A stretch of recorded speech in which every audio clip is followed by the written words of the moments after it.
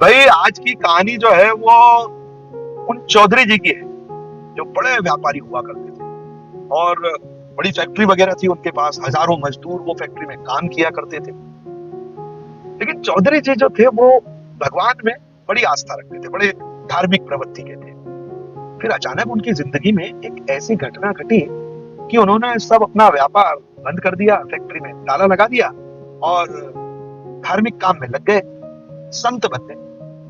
अब संत बन गए और बस अच्छी अच्छी बातें लोगों से करना, प्रवचन देना और प्रभु की भक्ति करना। तो एक दिन ऐसे ही वो अपने अनुयायियों को ये बता रहे थे कि वे कैसे सारे काम छोड़कर प्रभु की भक्ति में लग गए। उन्होंने कहा कि भाई एक दिन मैं अपनी फैक्ट्री से निकल रहा था और मैंने देखा कि मेरी फैक्ट्री के आंगन में कहीं से कुत्ता जो है वो अंदर आया और उसको जो है वो इतना घायल हो चुका था, कहीं एक्सीडेंट वगैरह हुआ होगा, तो वो इतना घायल हो गया था कि उसकी 3 टांगे बिल्कुल अस्त व्यस्त हो गई थी। मतलब इतनी खराब हो गई थी कि वो एक टांग से घसीट घसीट के चल पा रहा था। चौधरी जी ने सोचा कि चलो मैं इसको किसी जानवरों के अस्पताल में ले जाता हूँ, इसका इलाज हो जाएगा, ये सही हो जाएगा।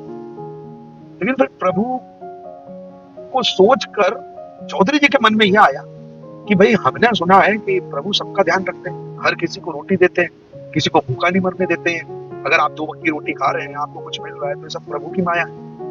तो चौधरी जी ने सोचा कि चलो आज चेक कर लेते हैं कि प्रभु जो है वो रोटी देते हैं कि नहीं देते। तो इस कुत्ते को जो है मैं सही नहीं कराता हूँ, बस मैं इस पर निगाह रखूंगा कि अब ये जीता है या मर जाता है।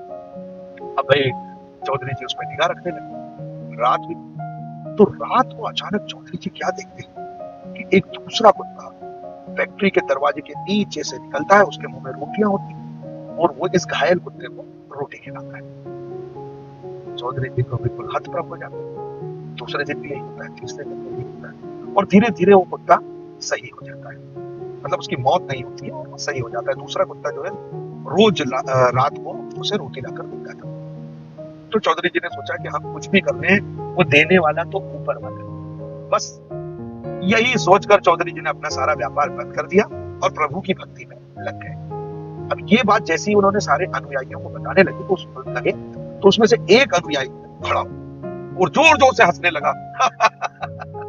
अरे अरे क्या चौधरी जी, आप भी कुछ भी बातें करते हैं। चौधरी जी ने कहा क्यों, मैंने क्या गलत बात की? तो उस अनुयायी ने कहा चौधरी जी, आपने उस कुत्ते को तो देख लिया जो घायल था, जिसको रोज रोटी मिल रही, लेकिन आप उस कुत्ते के बारे में भूल गए जो उसे रोज रोटी लाकर दे रहा था। मैं आपसे पूछना चाहता हूँ, आप ही बताइए उन दोनों में बड़ा कौन था, वो जो पा रहा था वो या जो दे रहा था? चौधरी जी ने कहा भाई जो लाकर दे रहा था वो भी तो बड़ा है। तो अनुयायी ने कहा उस पर आपकी निगाह नहीं। चौधरी जी, भगवान हर किसी को रोटी देता है, ये बात तो सही है, लेकिन भगवान जिसको रोटी देता है उसकी रोटी की व्यवस्था वो जिससे करवाता है वो रोटी पाने वाले से बड़ा होता है। जब आपकी फैक्ट्री थी उसमें हजारों लोग काम करते थे, हजारों लोगों का चूल्हा जलता था और आप वो व्यक्ति थे जो हजारों लोगों को रोटी देते थे। माध्यम आप थे, देने वाले प्रभु थे, लेकिन आपके द्वारा प्रभु हजारों लोगों का चूल्हा जलाते थे, हजारों लोगों के पेट में 2 वक्त की रोटी देते थे। आपने प्रभु के उस क्रम को रोक दिया और हजारों लोगों का चूल्हा बंद करा दिया। आपको यह याद रहा कि प्रभु मेरा पेट भरेगा, लेकिन आपके द्वारा जो हजारों लोगों का पेट भर रहा था वो मार्ग तो आपने अवरुद्ध कर दिया। चौधरी जी की बात समझना।